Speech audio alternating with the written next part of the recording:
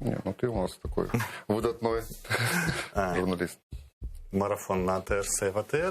В рамках прайму наш гость, украинский режиссер, российский политвязень Олег Сенцов. Привет. Украинский политвязень, який був в России. Да, украинский, да. Ну, я хотел сказать, что ты у них был политвязень, но получилось так.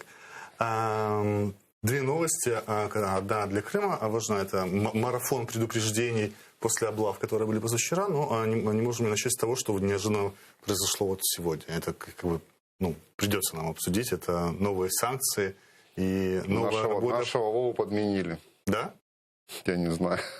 Так он как-то последние действия последних недель, как бы, да, то есть запрет каналов, сейчас наложение санкций, попытки как-то забрать у ОАСКа как бы полномочия, да, вот, чтобы не регулировалась эта, знаешь, да, ситуация, да, и как-то даже попытки судебной реформы там, да, это как бы такие звоночки, которые очень нежданны от нас, для нас, от нашего президента. Да. Но эти три новости последних недель радуют. До этого меня год не радовал ничего, а последнее вот время какая-то радость появилась. Тарас Чернов у нас в эфире сказал, что вообще-то санкции против Медведчука и Марченко должны были быть балансом того, что должны были вести против Макеенкова, который владел до позавчерашнего дня прямым каналом. Ну, знаете, это уже могло было бы. Я смотрю по фактам, по действиям, понимаете. Вот он это сделал. Как бы, да, не считался, что у нас Зеленский такой, он полуватный, как бы, да, не патриот, как бы, да.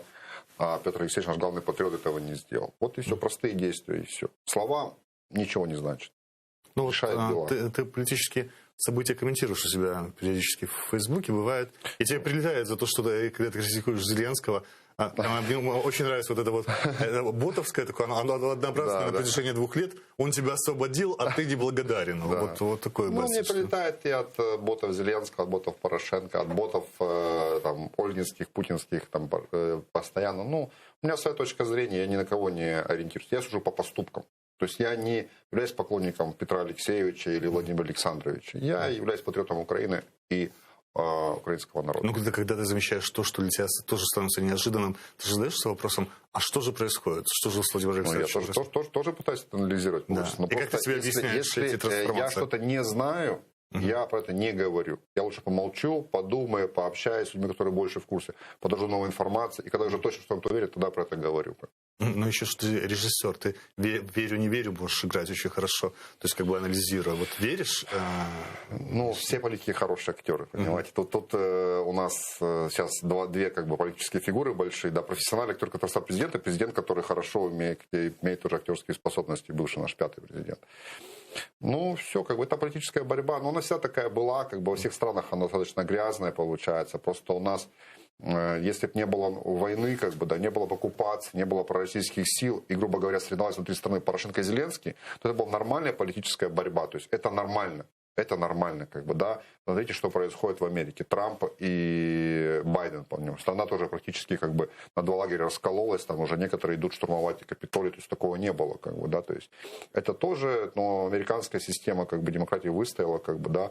У нас тоже было хорошо, у нас есть Россия, Путин, агрессия, оккупация, и это накладывается, вот, я так понимаешь, на все это дело. А на твой взгляд, то, что происходит с Зеленским, потому что вот эти санкции, это просто обычная трансформация, которая происходит с каждым украинским президентом, который приходит на голосах Востока, а потом всегда смещается вот так вот в центр и сказал Портников золотую фразу, как бы, нам мне очень нравится, что любой украинский президент рано или поздно становится националистом или едет в Ростов. Вот это как бы все. То есть он вынужден, как бы, эта должность вынуждена занимать проукраинскую позицию, она, соответственно, более националистическая, и ты уже вынужден эти вещи артикулировать, как бы ты этого не хотел. И Зеленский приходил как бы вот с такими гаслами, как бы, что вот некую резницу, а потом мы уже шукаем мир в глазах Путина, а потом уже это не работает, ему приходится туда-туда дрейфовать, получается. Петр Алексеевич также приходил, тоже был центрист, и потом он отдрейфовал, получается, больше в националистическое крыло. То есть это как бы, ну, нормально. Но в данном случае я думаю, что не только то, что в Владимире Александровиче проснулся патриот, как бы, да, думаю, он уже хочет, с одной стороны, отрезать тех людей, которые убегают к нему ПЗЖ, получается, да, то есть это видно притекание избирателей, с другой стороны, как бы патриотов, которые не являются большими прихильниками Петра Алексеевича, да, себе показать, что я вот тоже борюсь. То есть это политическая борьба, но в данном случае его действия совпали с интересами Украины, как бы я это поддерживаю. Это достаточное действие? Например, он должен быть радикальный, скажем, запрещать партии шария. Это не радикализм, понимаешь? Это борьба за... Нет, я говорю, должен ли он быть еще радикальнее, чем сейчас? Ну, естественно, как бы, то есть партия шария как бы должна быть запрещена на территории Украины, ОПЗЖ однозначно запрещена на территории Украины. То есть коммунисты запретили, а чем эти лучше? Они работают на врага. Это открытые, то есть если коммунисты работали на страну, которой нету, получится, тянули нас в прошлое, то есть какие-то некроманты, понимаешь, как бы, да, то эти тянут нас в сторону врага, откусывают большое число населения, понимаешь, промывают им мозги, как бы, да. Мы должны заниматься этим. Мы не можем наступать информационно, то есть у нас нет таких ресурсов в медиа, что мы там, у нас такой не такой канал с тобой, что можем вещать на всю Россию, как бы пытаться их там что-то взять мнение. Мы хотя бы защищаться должны, понимаешь, а мы не можем, они влезли к нам в хату, получается, и уже сидят сапогами на нашей постели. Люди, которые 20% почти голосующих за ОПЗЖ и 3-4 или по-разному, там 8 за шария. Вот куда они перетекут? Это большая часть Украины, да? Я не знаю, куда они перетекут, понимаешь? Людей можно потихоньку вот мнение менять, понимаешь? То есть мнение Украины, которое было в 91 году относительно независимости Украины, и сейчас это разные мнения, понимаешь? И процент тогда людей, голосовавших за независимую Украину, за такие вот сейчас правильные, которые для нас уже являются стандартными как бы вещами проукраинскими, тогда это было людей мало. То есть люди меняются, потому что они получают какой-то опыт, какой-то досвид, какую-то информацию получится. А сейчас вместо нормальной информации им впихивают эту вот пророссийскую все это лайно. Напомню нашим зрителям про облавы в Крыму, которые были в 4 утра позавчера в 5 районах Крыма. Были задержания, аресты и обшуки. 6 человек сейчас находятся в СИЗО. Фактически последние 2 года, февраль-март, это время самых массовых задержаний. В 2019 году это сразу было в 27 местах задержания и ареста. В прошлом году буквально перед карантином в 5 местах в одном районе. В этот раз опять на февраль, на начало года припадает. Вот такая какая-то традиция уже в Крыму появилась в феврале-марте. Это не традиция, это, я могу сказать очень спокойно, как бы эту систему немножко знаю, как бы, да, то есть это профилактические меры напередодні годовщины захвата Крыма, все, они просто вот эти вот глушат, чтобы никто там ничего не смог сделать. Все. Это просто акт запугивания. Да, запугивание чистой воды, как бы, да, то есть это будет каждый год, Мы об этом говорили с Александром Подробинником, что даже в украинском обществе, не говоря о российском, которое обвиняет Бабченко очень часто в том, что оно не замечает вот этих вот арестов и притеснений в Крыму, в украинском обществе тоже арест Навального имеет больший розголос украинскую кажущий, чем то, что в Крыму задерживают крымских татар. Я понимаю, это Ивлева объясняла, фигур уровня, там, как она говорила, уровня сейчас Сенцова, там, который был режиссер, или там Балуха, который был фермер весьма активный, да, вот их нет, их имена не запоминаются, о них так не говорят. Это братская могила, имен и фамилии мусульманских, крымско-татарских. Которые трудно выговаривать. Да, которые трудно выговаривать, да. Вот ты за 2 года свободы понял для себя, как это можно вообще актуализировать или никак? Или вот к этому надо просто спокойно относиться, что это малоинтересная тема? Я никак относиться к свободе спокойно не буду, потому что я сам человек, который на своей шкуре все это испытал. Это был не день-два, это было 5,5 лет, и я очень хорошо понимаю, как им сейчас там.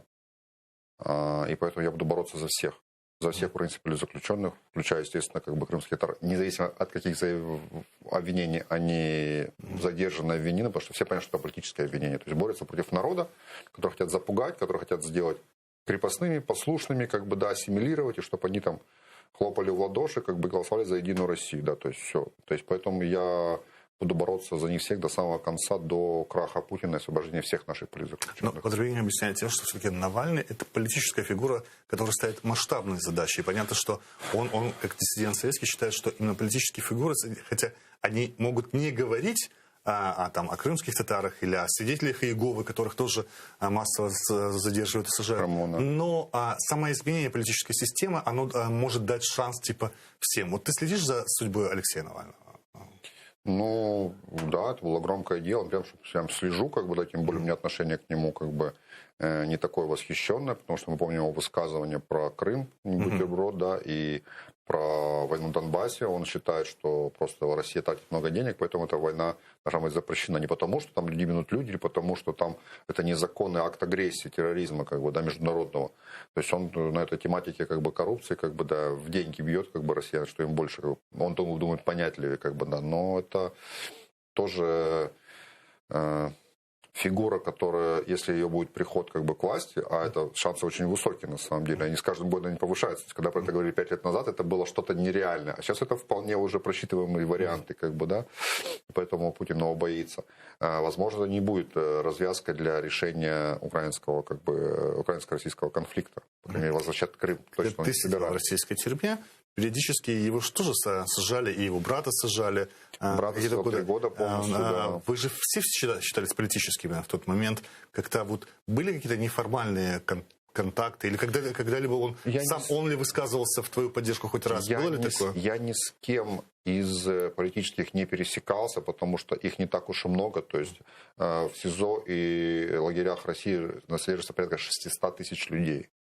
А политзаключенных, которые вот можно назвать политзаключенными, как бы, да, их несколько сотен, как бы, да, то есть, и поэтому я один раз в ростовском СИЗО на спецблоке пересекся с Литвинов, у нас был такой политзаключенный, как бы парень, простой парень с оккупированного Донбасса, он поехал в Донецк, что там поссорился с этими самыми сепаратистами, его там отдали в МГБ, его там запытали, как бы, да, он сознался в 28 убийствах к утру, как бы, да.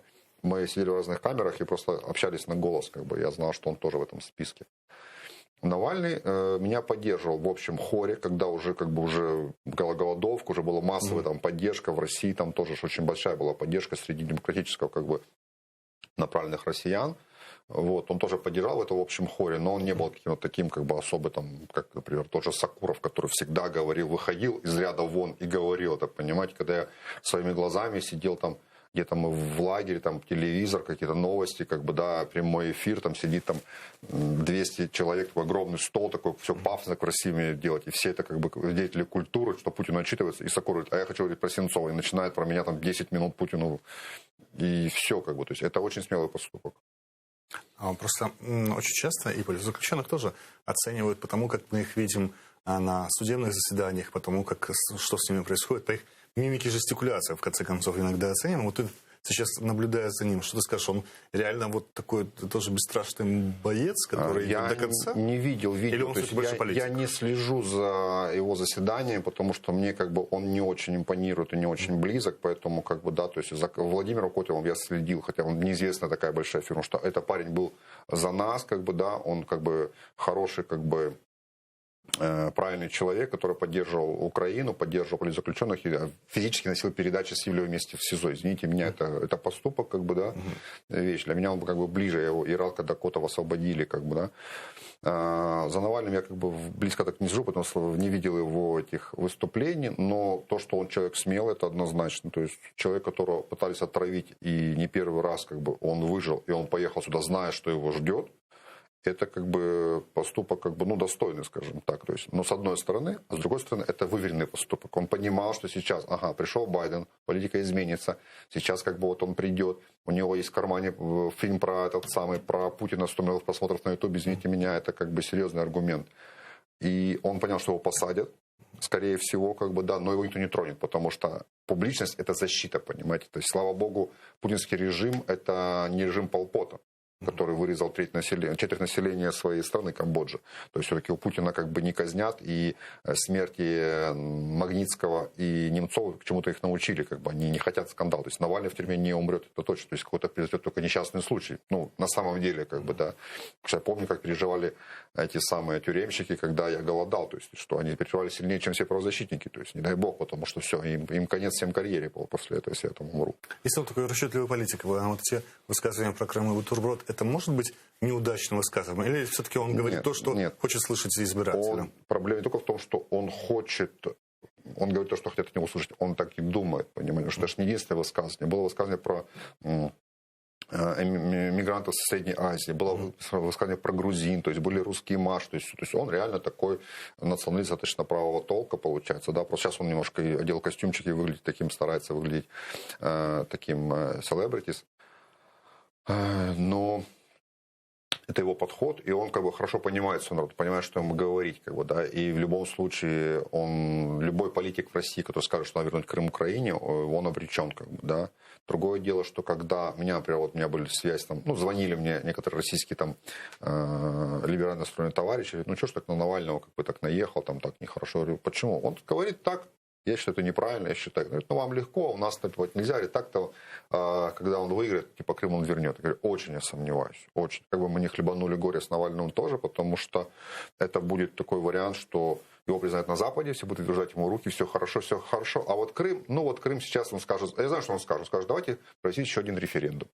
Ты понимаешь, что мы его не выиграем, это даже будет самый честный в мире получается, то есть надо вернуть статус-кво, и закрыть эту тему, получается. Он это сделать не сделает, потому что Россия, народ к этому не готов. Поэтому единственный путь, единственная возможность для возврата Крыма в состав Украины – это территориальный распад Российской Федерации вследствие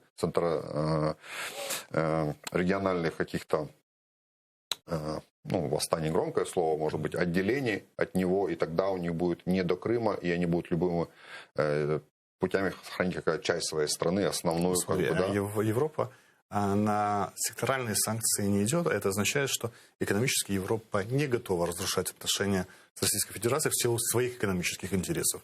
И в силу своей ментальности тоже европейской. Ты же был в Европе, видел, какие они то есть это реально люди из детского сада, которые выросли, стали взрослыми, но их подход к жизни остался такой же, Байден, на который рассчитывали информацию, что дополнительных по Северному потоку санкций вводить не будет. То есть с Россией будут повышаться какие-то ставки, будут о чем-то просить что-то вводить, но все будут торговать, и дальше экономически с Россией ничего плохого экономически не происходит, по большому счету.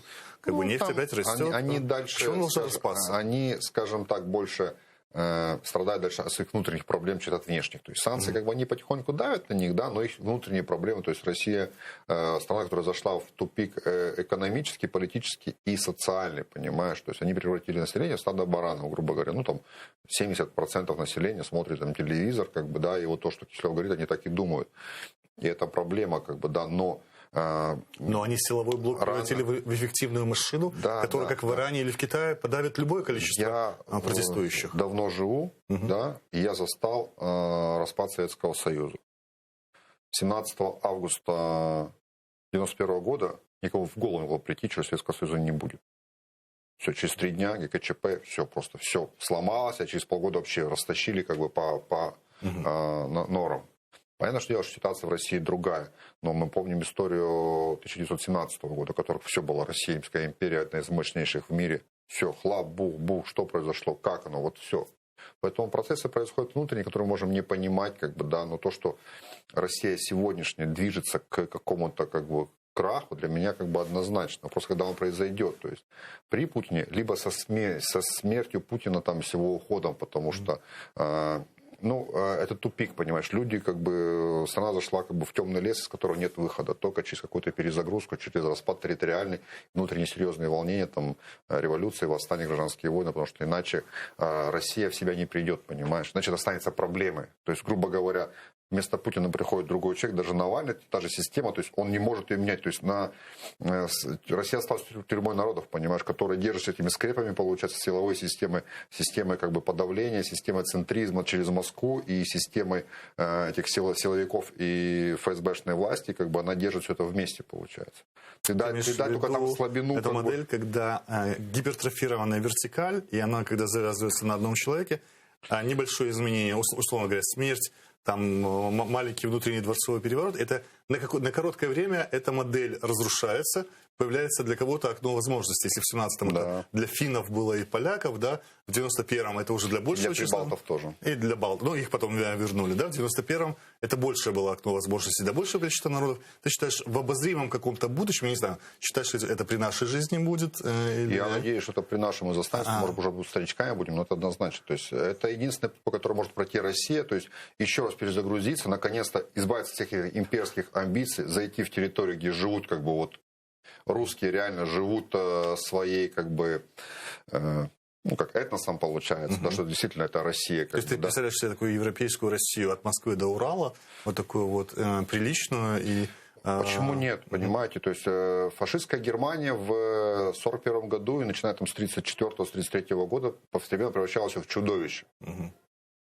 Сейчас Германия светоч демократии и экономического развития свободы слова. Понимаешь? Британская империя как бы сделала страшные вещи, как бы, да, то есть порабощала нации, ввела какое-то просвещение, но в то же время как бы высасывала ресурсы. Сейчас как бы она страна, которая лишила всех своих колоний, амбиций, как бы, да, там чисто фигурально там королеве присягу приносят, там Австралии, там Новая Зеландия и прочие моменты. То есть многие страны через это прошли. Россия еще не прошла через это, понимаете? То есть ее сломали империю российскую в 17 году, Советский Союз сломали в 91 году, но Российская Федерация восстает снова из пепла. Ее нужно снова сломать, чтобы она наконец-то пришла, как бы в себя, поняла, что это просто страна, которая может просто жить. То есть не заниматься этими всеми как бы имперскими как бы планами как бы по отношению к своим соседям, перестать жить в 19 веке. Мы с тобой 1,5 года назад общались в конце 19-го, осенью 19-го. Тогда ты говорил, что политических амбиций пока нет на тот момент. Пока не появились. Не появились. Симпатизируешь кому-то из политических сил сейчас? Нет, как бы, да. Нет. То есть ни одной, как бы, да, политической силе по разным причинам, как бы, да, то есть, ну, из тех партий, которые были, как бы, да, то есть наиболее ближе к тому, как бы, что я видел, это, конечно, «Самопомощь» и «Голос», как бы, да, они были... Фоточки были со Свакарчуком, по-моему, да, какие-то? Я с разными общаюсь, да, я и с Саакашвили встречался, как бы, общался, и с ЕС ребятами встречаюсь, конечно, с ОПЗЖ я никогда не буду встречаться, как бы, и кто-то в слугах у меня есть знакомый, как бы, люди, которых я уважаю, знаю. То есть я персонально подхожу, как бы, а не к партиям. К сожалению, как бы, партий как таковых, как бы, я не вижу, как бы, да, может быть, если бы такое появилась партия, я, может быть, не примыкал бы к ней, стараюсь держаться подальше, чтобы быть свободным, для меня важнее долго всего. Вот кулуарно тебя прям сватали в лидерство «Голоса». Было за этим что-то или нет, ничего не было. Никаких разговоров? Ну, просто люди нас не понимают, что человек, если известный, имеет влияние, имеет узнаваемость, имеет какую-то степень доверия в каких-то там рейтингах, хотя сейчас мне уже не ставят, слава богу, эти рейтинги, как бы, да, то это, значит, нужно всегда как-то монетизировать, либо политизировать. Они не понимают, что можно это не делать, например. Но твоя фигура не может не быть политической в силу твоей жизни, как бы. Ты же не можешь... Я живу активно своей гражданской жизнью, получается, но стараюсь держаться подальше всех политических сил. Ну, потому что, во-первых, это грязь, понимаешь, потому что, как бы, ну, все равно политика, все-таки люди живут ради своих политических интересов, а не интересов страны. Для меня интересы страны важнее всего. Вот моя политика. Фильм доснял? Фильм в сегодняшний период закончился, идет монтаж, носорог, да. Сейчас будет небольшая пересъемка, 3 съемочных дня, там кое-что не получилось, будем переснимать, вот, ждем погоду сейчас. Ты же его начинал снимать еще до Майдана, до этих, да, 12-х? Не начали снимать. Кино это же долгие процессы подготовки. Мы получили финансирование в Украине, то есть на бумагах получено должны были. Мы выиграли конкурс Держкино, мы выиграли питчинг в Одесском кинофестивале, это главный фестиваль наш украинский. Мы выиграли питчинг за рубежом софийский, как бы, да. Мы получили финансирование, должны были получить финансирование в Чехии и в Германии, и все было готово к съемке. Пошли подготовку полугодичную, даже больше. Готовы были к съемке, а потом, как бы, у Януковича кончились деньги, началась революция, поехал в Киев, а потом в Крым, и все. То есть это было, тогда это до уровня питчинга было все, нет, да? Нет, пройдет уровень уже предпродакшена. Мы даже вкинули деньги, вкинули силы, то есть была уже подготовка к съемкам, мы были готовы, мы стояли в 2 месяцах от съемок. У меня был кастинг, у меня были локации, то есть мы практически готовы были снимать. Это на 41, сейчас мы на 42 полностью все с нуля. Если я правильно сейчас процитирую, то, что было известно, это история бизнесмена из 90-х. Нет. Это история простого парня, который прошел трудный путь. Большая всего прошла в эпоху бандитизма. То есть, грубо говоря, про бандита. То есть там много криминального мира, много мира шире, чем криминального 90-х годов в целом, потому что действие начинается там в период перестройки, заканчивается уже в современных 2000-х годах. То есть там вот эта вся эпоха, как бы, она проходит, как бы, да, то есть ее видно. И, ну, и самая главная история человека. Как бы. Вот история появилась, я говорю, в домайданный период. Вот 8 лет спустя, ну, понятно, 5 лет прошло у тебя в лагерях, 8 лет спустя ты вернулся к этой истории. Ты ее пересматривал или она осталась той же? Как и осталась. Я практически ничего не изменял. Ну, какие-то были поправки, но которые были бы в любой другой фильм, если бы я его снимал даже через полгода.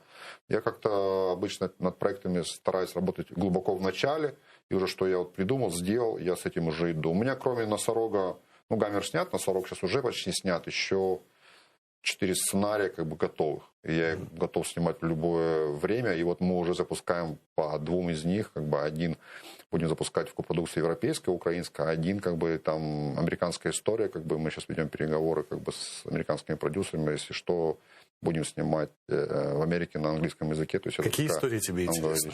Очень разные.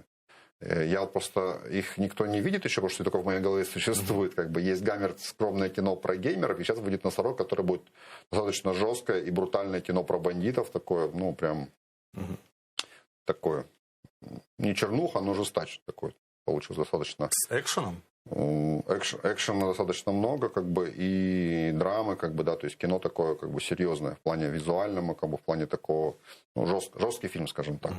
Короче, если говоря. То следующий фильм у меня будет про мальчика, прям вообще, то есть такой детский практически фильм семейный. Ну, потому что я люблю разные истории, как бы, да, то есть для меня тема не так важна. Я поэтому принципиально не снимаю на темы, которые, знаешь, горящие, там, про Майдан, про Крым, про войну. Для меня это слишком болюче, слишком, ну, я не смогу быть каким-то отстраненным. Должно пройти время, понимаешь, что я могу Сенцов, снять, например, писать.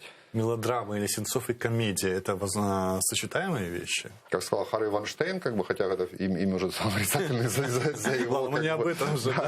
Когда он еще не был как бы этим главным как бы харассменом как бы Голливуда, он говорил, хороший фильм должен быть веселым, должен быть как бы, что-то должен быть юмор, иначе как бы не будет ничего. В любом, у меня даже на «Носороге» есть юмор, как бы, да, то есть везде есть. Это с иронией кино? Нет, это не с иронией. В любом фильме, даже в драме должен быть юмор. В жизни всегда есть юмор, понимаешь, то есть везде. То есть в тюрьме люди смеются, постоянно смеются. Легкий жанр в целом тебе не интересен? Нет, вот это жанр нет.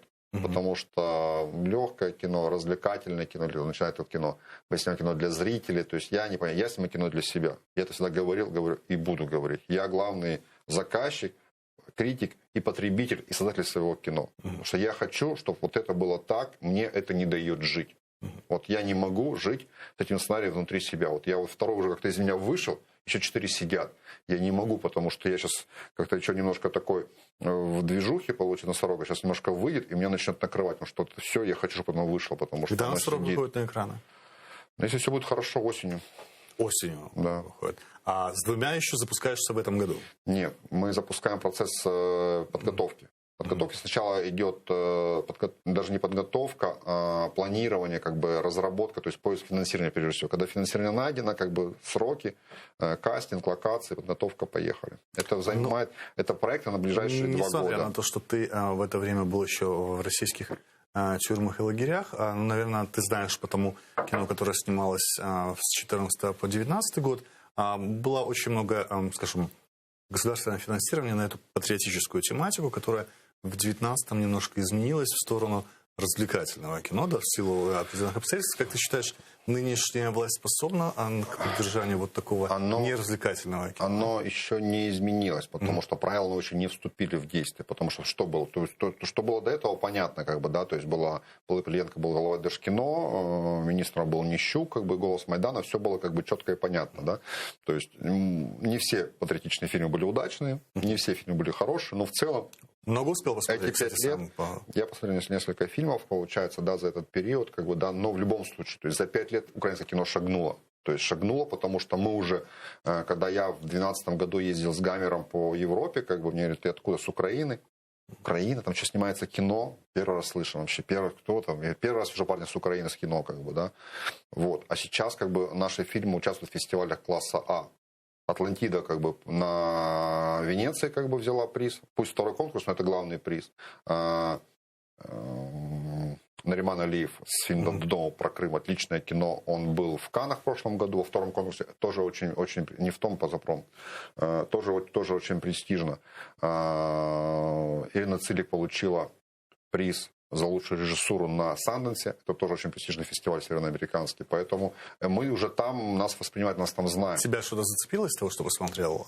Ну, то, что я назвал. Мне 3 фильма понравились. Вот «Атлантида», «До дому», «Земля, блакитное небо, апельсин», «Племя». «Племя», как бы, да, я тоже видел. Очень сильная работа, я считаю. Вот «Племя», «Атлантида» — это 2 самых лучших фильма, снятых за последние у нас 6 лет. Сейчас ситуация изменилась, у нас другой власть, другой министр культуры, другой глава Держкино, как бы, да. И сначала был Бородянский, он хотел там изменить какие-то вещи, не хотели ввести финансирование сериалов. Не просто сериалов, которые, ну вот, ситкомы дешево, а сериалы именно дорогие.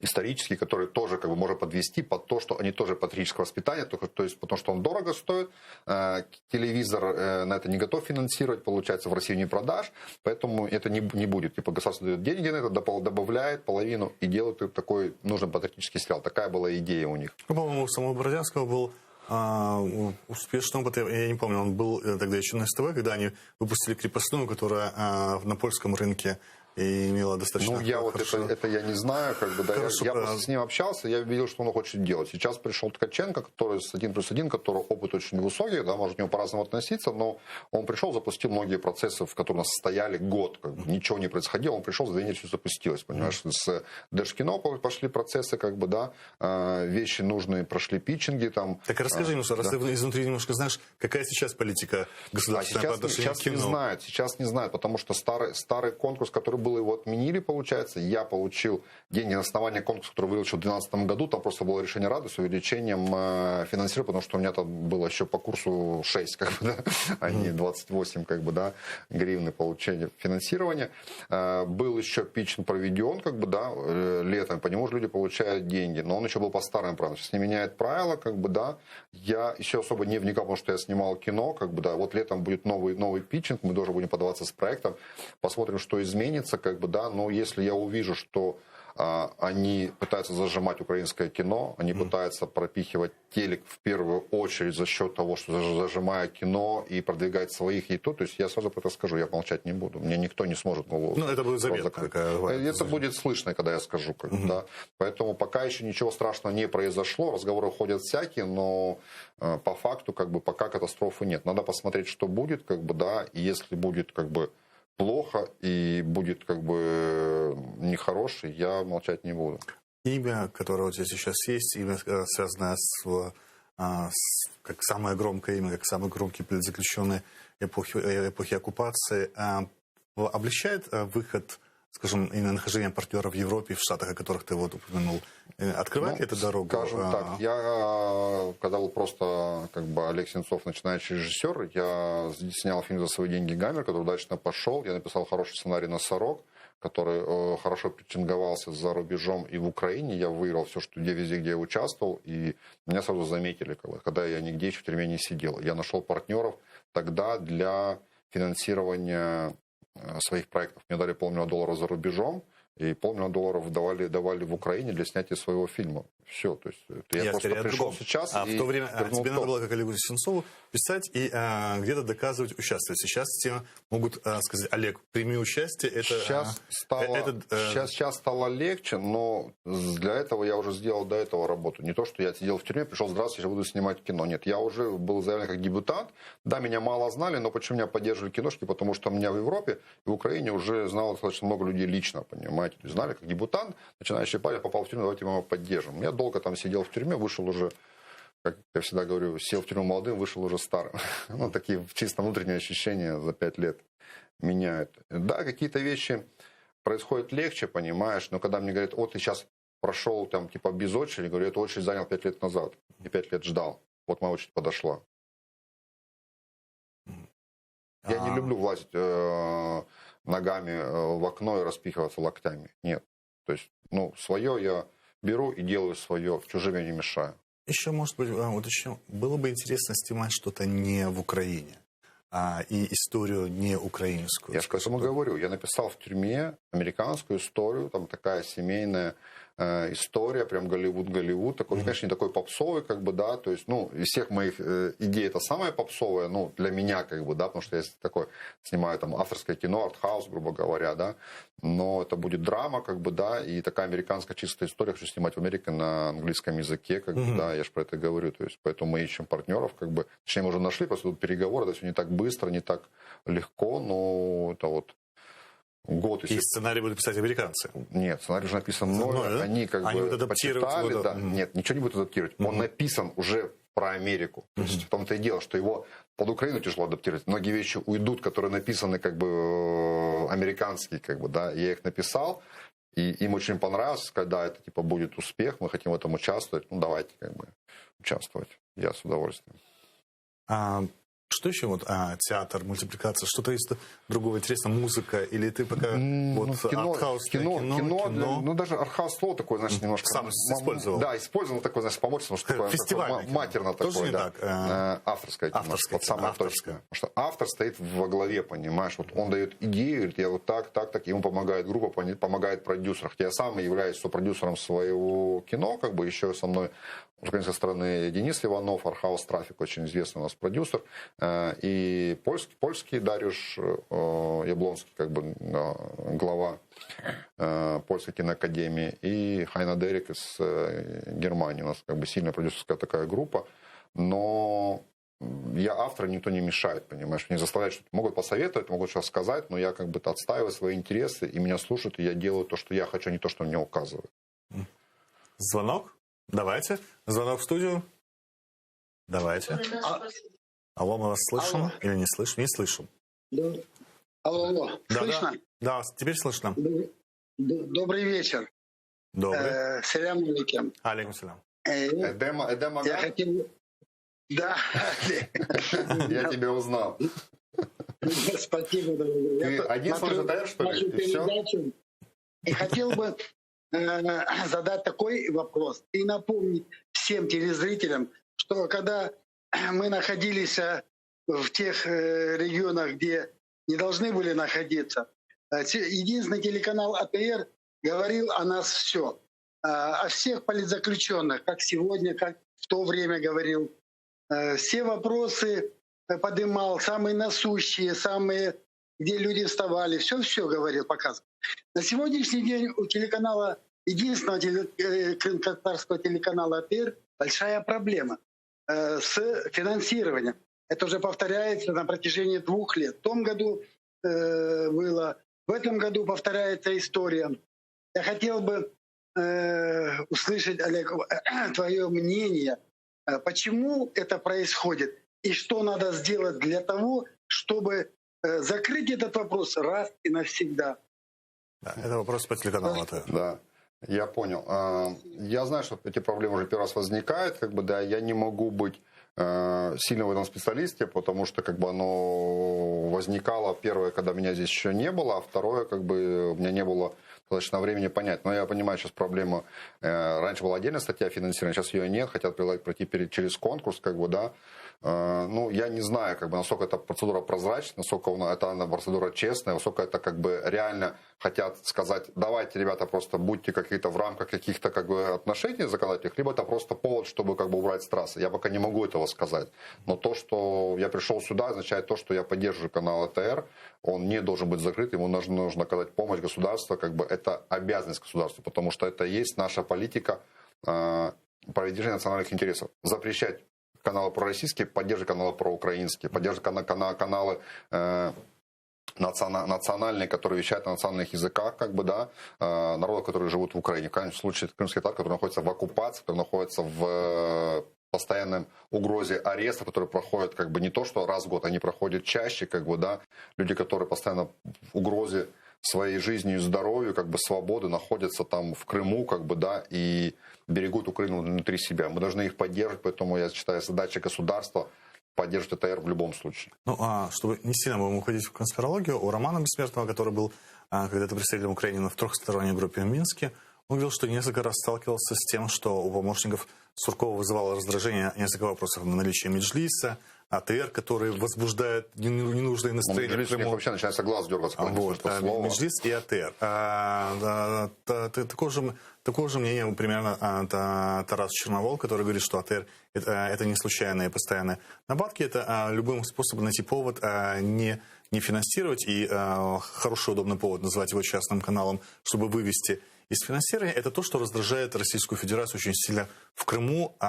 Считаешь ли, что это может быть в Украине проводится часть вот такой российской политики по отношению к Крыму? Не, ну Россия, то, что мы вначале говорили, Россия проводит очень сильную политику в Украине, как бы, да, по дискредитации как бы каких-то здоровых сил патриотических, по разрушению как бы интересов как бы украинских, как бы, да, продвижение своих, как бы, да, делать иногда мягко, иногда риторику, то есть все это... Она имеет своих агентов влияния во власти, нынешней власти? Однозначно. Однозначно, понимаешь, есть как бы прямые агенты, которые, ну, естественно, что кто такой Медведчук и люди, стоящие вокруг него, как бы ПЗЖ, то есть это прямые как бы филиал Единой России. Как бы, вокруг Зеленского есть? Вокруг Зеленского однозначно есть люди, как бы, да, то есть там, которые, с одной стороны, могут быть как прямыми, агентами влияния, да? Ну, агентами, как бы, знаешь, то есть не то, что не вербуют, понимаешь, они говорят, что ты теперь наш агент. Так же не происходит, как бы, да, то есть иногда и вербовка, и расположение к себе происходит какими-то разговорами. Ты думаешь, что ты независимый, ты можешь даже думать, что ты за Украину, а на самом деле ты работаешь на врага, потому что тебя уже подвели, что-то пообещали, ты пообещал. То есть это ФСБшные вот подходцы, они очень сильные, как бы, да, поэтому вот эти вот агенты влияния, которые, может быть, и не думают, что они агенты влияния, я думаю, что их очень много, как бы, да, и это влияние, оно сильное, и это отражается на каких-то поступках нашей власти, как бы, которые не совсем патриотично. Хотя, видишь, последнее время, вот это последние 2 недели наш Владимир Александрович наш радует, как бы, да, но эти вот колыхания туда-сюда, влево-вправо, как бы... Это балансирует. Ну, может быть, балансирует. На самом деле тут сложно. То есть мы там не бываем при принятии решений. Но я общался с несколькими людьми, которые видели, как принимаются эти решения. То есть зачастую это как бы происходит вот просто под влиянием каких-то вот обстоятельств, то есть бессистемно. Минута до конца эфира. Когда ты вышел из тюрьмы, было такое негласное правило, которое от твоих помощников исходило. Мы не говорим о личной жизни и о детях Олега Сенцова. Ну вот 5 февраля, помню, в Фейсбуке появляется дочка Эмма. Ты сам выложил, мы все увидели, что у тебя дочь. Как бы сколько ей уже? 3 недели, получается? 2 месяца уже. Нет, она родилась в декабре. В декабре. Понятно. Я просто об этом сообщил в феврале. То есть все-таки как бы часть личного становится общественным достоянием. Только часть. Часть. Больше об этом не говорим. Олег Сенцов, український режисер і український політв'язень, який провів 5 років в російських лагерях. Ми говорили про останні події в Україні, про сьогоднішнє рішення РНБО і про телеканал АТR, який вдруге з 2019 року не отримує фінансування. Дякую.